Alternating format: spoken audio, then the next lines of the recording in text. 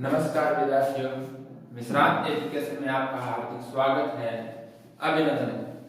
हम आज पढ़ेंगे बौद्ध धर्म के बारे में। गौतम बुद्ध को पढ़ने जा रहे हैं। विद्यार्थियों, बौद्ध धर्म के प्रवर्तक कौन थे और इन्होंने कहां कहां अपने उपदेश दिए, किसको उपदेश दिए, कौन से इसके प्रथम शिष्य थे, कौन से अंतिम शिष्य थे, कहां पर इन्होंने अंतिम उपदेश दिया, उनके बारे में आज हम पढ़ेंगे। कहां पर गौतम बुद्ध ने क्या है तपस्या ग्रहण की और कौन से गौतम बुद्ध के गुरु थे, उसके बारे में हम जानेंगे। पहला प्रश्न है, बौद्ध धर्म के प्रवर्तक कौन है? पहला प्रश्न है कि बौद्ध धर्म के प्रवर्तक कौन है, यानी बौद्ध धर्म के प्रवर्तक बताने हैं कौन है। यानी बौद्ध धर्म के प्रवर्तक थे महात्मा बुद्ध थे। कौन थे? महात्मा बुद्ध बौद्ध धर्म के प्रवर्तक थे। कौन थे? महात्मा बुद्ध। ये बौद्ध धर्म के प्रवर्तक माने जाते हैं और इनका नाम था सिद्धार्थ। क्या नाम था इनका? नाम यानी सिद्धार्थ था। क्या नाम था? सिद्धार्थ इनका अन्य नाम था। यानी बौद्ध धर्म का प्रवर्तक कौन थे? महात्मा बुद्ध थे और इनका नाम था सिद्धार्थ। क्या नाम था? सिद्धार्थ। और इनका जन्म कब हुआ था? इनका जन्म हुआ था 563 ईस्वी पूर्व में। कब हुआ था जन्म? 563 ईस्वी पूर्व में होता है। यानी बौद्ध धर्म के प्रवर्तक कौन है? महात्मा बुद्ध है। इनका अन्य नाम क्या था? सिद्धार्थ था। इनका जन्म 563 ईस्वी पूर्व में हुआ था, यानी शाक्य कुंड में हुआ था। किस में हुआ था? शाक्य गणराज्य में हुआ था। यानी शाक्य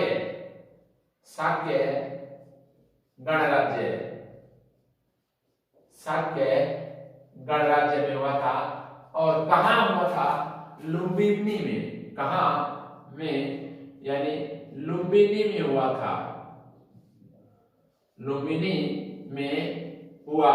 शाक्य गणराज्य में लुम्बिनी में इनका जन्म होता है। यानी बौद्ध धर्म के प्रवर्तक थे महात्मा बुद्ध। इनका अन्य नाम सिद्धार्थ था। इनका जन्म 563 ईस्वी पूर्व में होता है। शाक्य गणराज्य में लुम्बिनी में होता है। यह हमें ध्यान रखना है। अगला प्रश्न है, एशिया का ज्योतिपुंज किसे कहा जाता है? एशिया का ज्योतिपुंज किसे कहा जाता है? द लाइट ऑफ इंडिया में विवेक और दया का सागर भी कहा गया है। यानी एशिया का पुंज किसे? गौतम बुद्ध को कहा जाता है। किसको कहा जाता है? यानी महात्मा बुद्ध को कहा जाता है। महात्मा बुद्ध को कहा जाता है। महात्मा बुद्ध को कहा जाता है। क्या कहा जाता है? द लाइट ऑफ एशिया का, यानी द लाइट ऑफ एशिया, यानी एशिया का ज्योतिपुंज किसे कहा जाता है? महात्मा बुद्ध को कहा जाता है। और द लाइट ऑफ इंडिया एक पुस्तक है, उसमें क्या कहा गया है? उसमें विवेक और दया का सागर कहा गया है।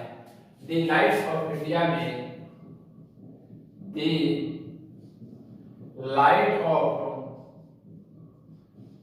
लाइट ऑफ इंडिया में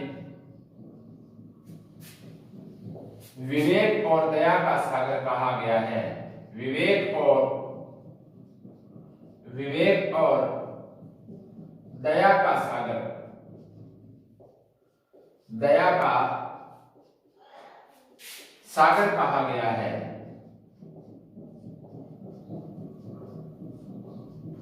यानी प्रश्न था, एशिया का ज्योतिपुंज किसे कहा जाता है? महात्मा बुद्ध को कहा जाता है।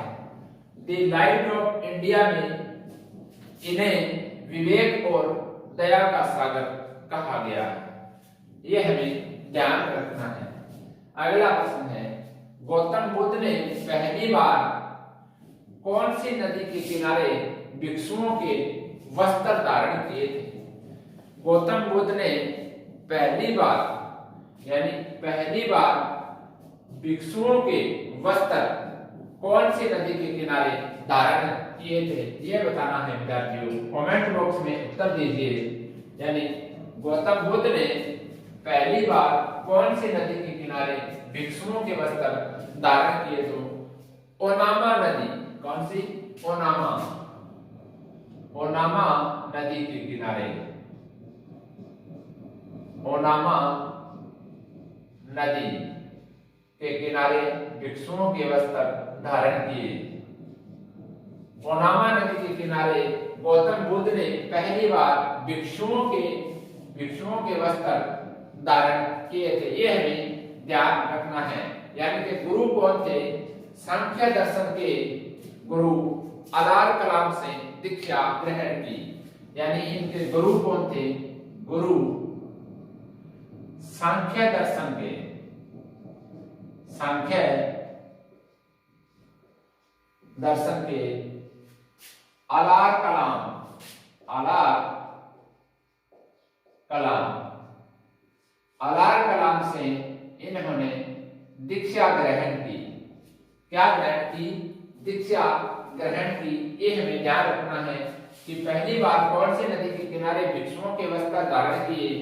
ओनामा नदी के किनारे भिक्षुओं के वस्त्र धारण किए। इनके गुरु थे सांख्य दर्शन के अलार कलाम से दीक्षा ग्रहण की थी। इसके बाद रुद्रग्रामपुत्र से दीक्षा ग्रहण की। इसके बाद रुद्रग्रामपुत्र, इसके बाद रुद्रक रामपुत्र, रुद्रक रामपुत्र से दीक्षा ग्रहण की। यानी पहले गुरु कौन थे इनके?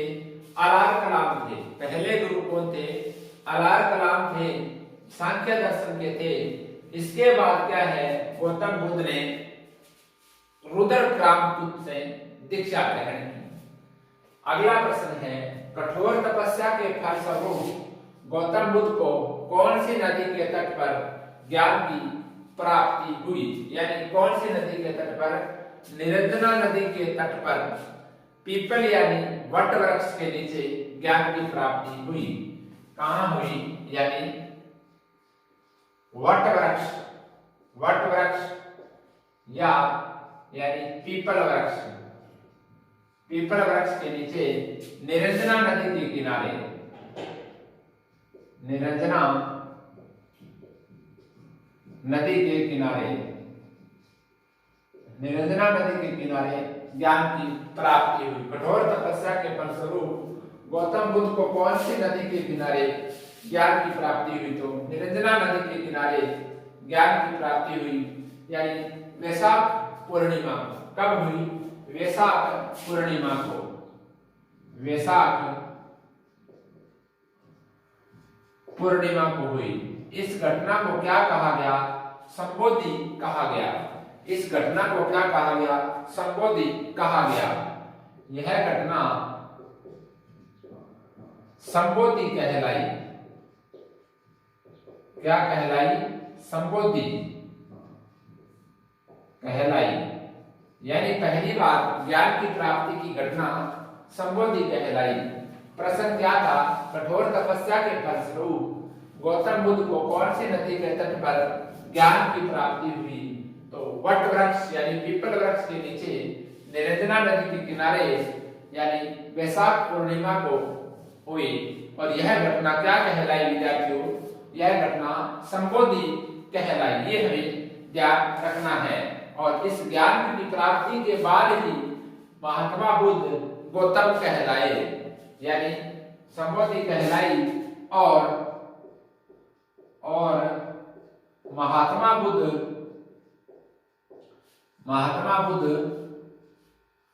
गौतम कहलाए, गौतम कहलाए। ये हमें ध्यान रखना है। यानी ये ज्ञान की प्राप्ति होने के बाद वैशाख पूर्णिमा को, उसके बाद की घटना क्या कहलाई? संबोधि कहलाई।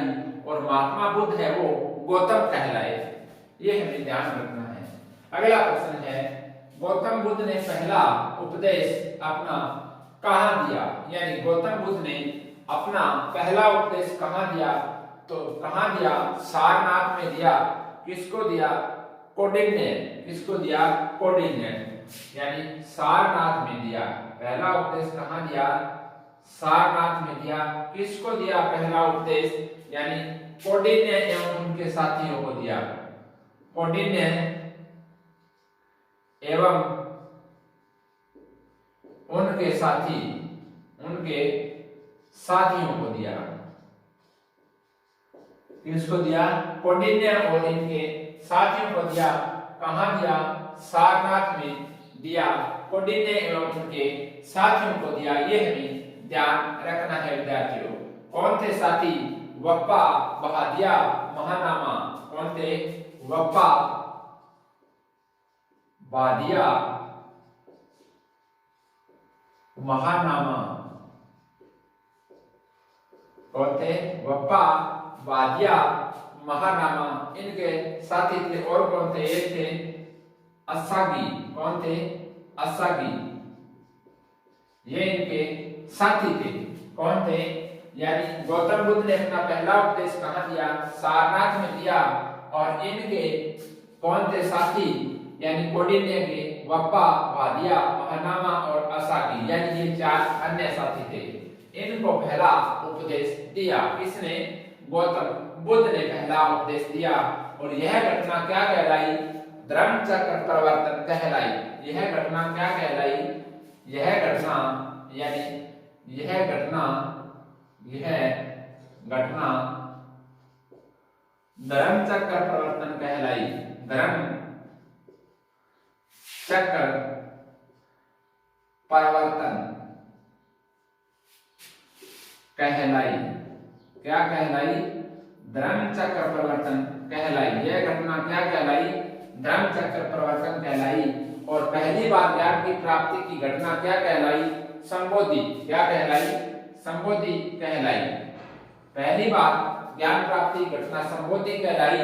और गौतम बुद्ध ने पहली बार अपने उपदेश दिए। यह घटना धर्म चक्र परिवर्तन कहलाई। अगला प्रश्न है, बुद्ध के उपदेशों की भाषा कौन सी थी? यानी बुद्ध के उपदेशों की भाषा तो प्राकृत थी, लेकिन इनके ग्रंथों की भाषा क्या थी? पाली थी। क्या थी? पाली। यानी बुद्ध के उपदेशों की भाषा कौन सी थी? प्राकृत थी। प्राकृत थी। और इनके उपदेश की भाषा क्या थी? इनके उपदेशों की भाषा पाली थी। उपदेशों की भाषा क्या थी? पाली थी। ये हमें ध्यान रखना है। कौन सी थी? यानी उपदेश की भाषा क्या थी? इनकी पाली भाषा थी। उपदेश की भाषा क्या थी? पाली भाषा थी। ये हमें ध्यान रखना है विद्यार्थियों कि इनकी उपदेशों की भाषा तो प्राकृत थी। इनके उपदेशों की भाषा प्राकृत और ग्रंथों की भाषा पाली थी। इसकी ग्रंथों की भाषा क्या थी? पाली थी। ये हमें ध्यान रखना है। क्या? कि ग्रंथों की भाषा कौन सी थी? ग्रंथों की भाषा थी पाली। ये हमें ध्यान रखना है। और सर्वाधिक उपदेश कहाँ दिए इन्होंने? यानी कौशल की राजधानी श्रावस्ती में सर्वाधिक उपदेश दिए। ये भी हमें ध्यान रखना है कि सर्वाधिक उपदेश कहाँ दिए? कौशल की राजधानी श्रावस्ती में दिए। सर्वाधिक उपदेश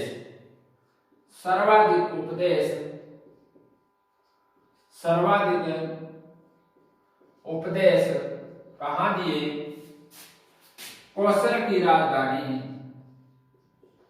कौशल की राजधानी श्रावस्ती। कहाँ दिए? श्रावस्ती में सर्वाधिक उपदेश दिए। श्रावस्ती, कौशल की राजधानी श्रावस्ती में सर्वाधिक उपदेश दिए। कौशल की राजधानी श्रावस्ती में सर्वाधिक उपदेश दिए। यह हमें ध्यान रखना है विद्यार्थियों। और पहली महिला शिष्य कौन सी थी? इनकी मौसी थी प्रजापति बहुती। यानी पहली महिला शिष्य कौन थी? महिला शिष्य कौन थी? महिला शिष्य थी इनकी मौसी, इनकी मौसी थी प्रजापति, प्रजापति गोमती। इनकी पहली महिला शिष्य कौन थी? प्रजापति गोमती थी। और इनकी एक वेश्या शिष्या थी, वो कौन थी? वेश्या शिष्या थी अमरपाली। कौन थी? वेश्या शिष्या अमरपाली। वेश्या शिष्या, वेश्या शिष्या कौन थी?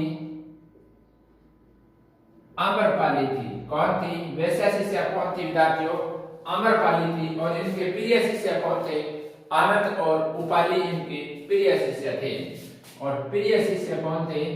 प्रिय शिष्य आनंद व उपाली, आनंद व उपाली इनके प्रिय शिष्य थे। और पहले इनके जो डाकू शिष्य थे वो कौन थे? अंगुलीमाल, अंगुलीमाल इनके डाकू शिष्य थे। कौन थे? डाकू शिष्य अंगुलीमाल। डाकू शिष्य कौन थे? अंगुलीमाल थे। अंगुलीमाल यानी ये इनके डाकू शिष्य थे। ये हमें ध्यान रखना है, ये इंपॉर्टेंट बात है, प्रश्न पूछे जा सकते हैं। यानी ये इनके पहले डाकू शिष्य अंगुलीमाल थे। पहली महिला शिष्य कौन थी? मौसी थी इनकी प्रजापति गोमती। और वेश्या शिष्या कौन थी? अमरपाली। और प्रिय शिष्य कौन थे? आनंद और उपाली इनके प्रिय शिष्य थे। अगला प्रश्न है, गौतम बुद्ध द्वारा भिक्षुणी संघ की स्थापना कहाँ की गई? यानी गौतम बुद्ध ने भिक्षुणी शिष्य यानी भिक्षुणी संघ की स्थापना, भिक्षुणी संघ की स्थापना कहाँ की? तो कहाँ की? वैशाली में की। कहाँ की? वैशाली में। भिक्षुणी संघ की स्थापना कहाँ की? वैशाली में की। ये हमें ध्यान रखना है कि गौतम बुद्ध ने भिक्षुणी संघ की स्थापना कहाँ की? वैशाली में की। अगला प्रश्न है, गौतम बुद्ध ने अंतिम बार उपदेश कहाँ दिए? यानी कहाँ दिए? कुशीनगर में दिए। कहाँ दिए? कुशीनगर में दिए। और किन को दिए? यानी सुभज्ज को। किसको? सुभज्ज को दिए। यानी कहाँ दिए? कुशीनगर में। कुशीनगर, कुशीनगर में दिए। किसको दिए? सुभज्ज को। सुभज्ज को दिए। और चंद लुहार के घर भोजन करने से, उदर विकार होने से इनकी मृत्यु हो गई। कब हो गई? मृत्यु हो गई 483 ईस्वी में। 483 ईस्वी पूर्व चंद लुहार, चंद लुहार के घर भोजन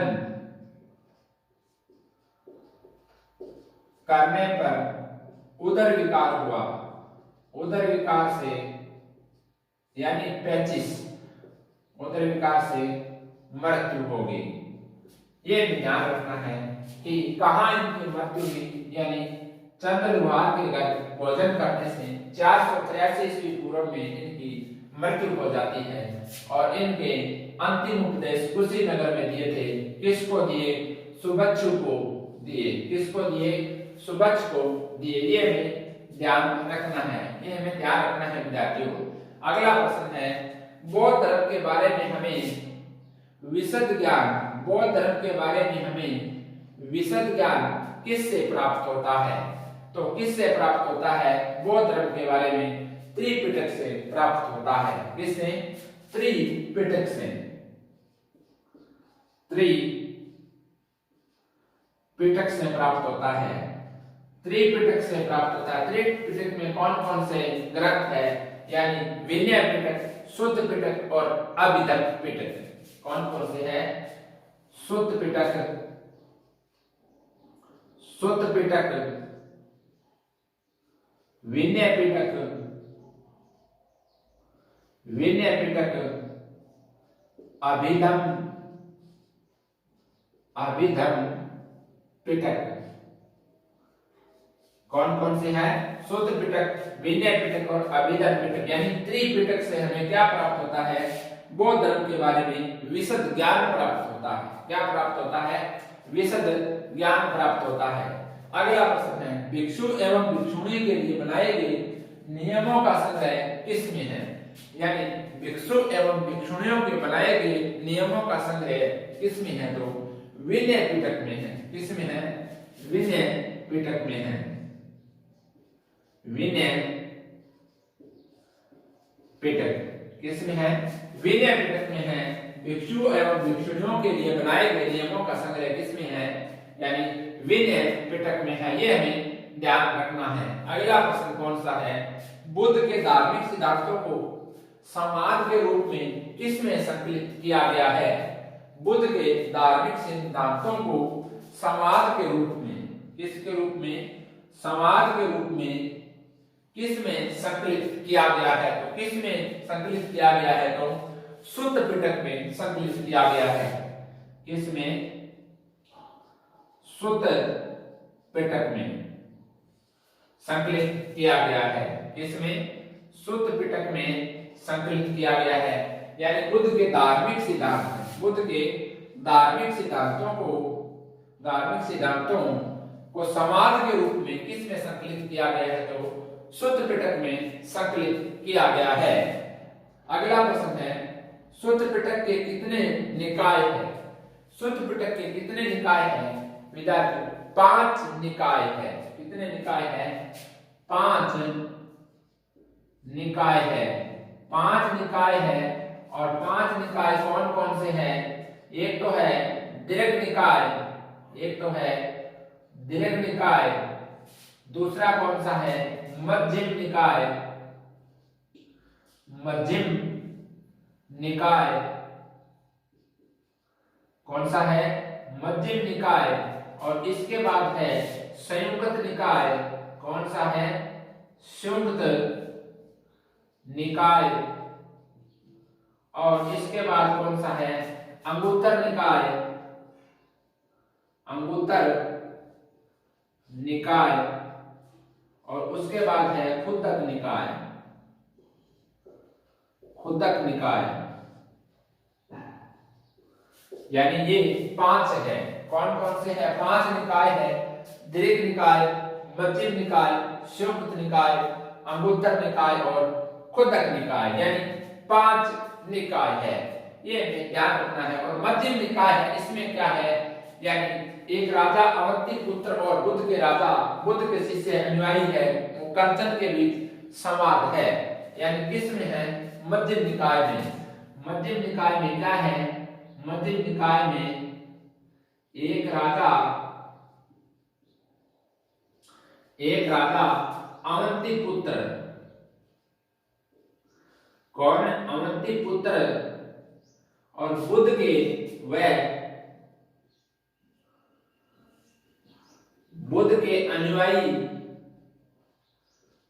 के अनुयायी यानी कंचन के बीच संवाद है। संवाद किसमें है? संवाद किसमें है? ये यानी मध्यम निकाय में है। किसमें है? मध्यम निकाय में है।